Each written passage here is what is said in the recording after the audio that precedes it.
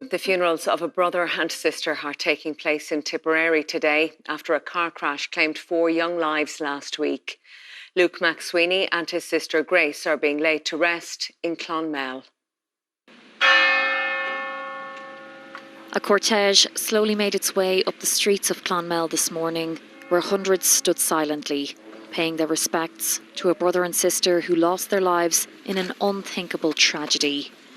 Those who knew and loved 18-year-old Grace and her 24-year-old brother Luke McSweeney gathered for their funeral service at St. Peter and Paul's Church.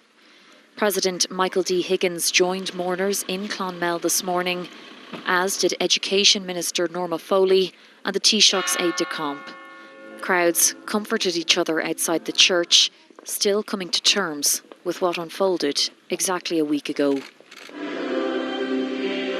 The priest who previously baptised both siblings and married their parents today remembered Luke as an exceptional young person who always had good advice to offer to his brothers.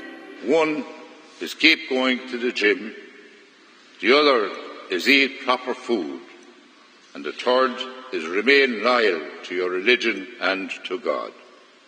Luke was a spiritual person, and he saw life as a challenge and put it in perspective.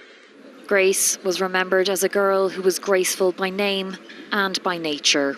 Grace was a diligent little girl, full of life. She loved dancing and a great gymnast.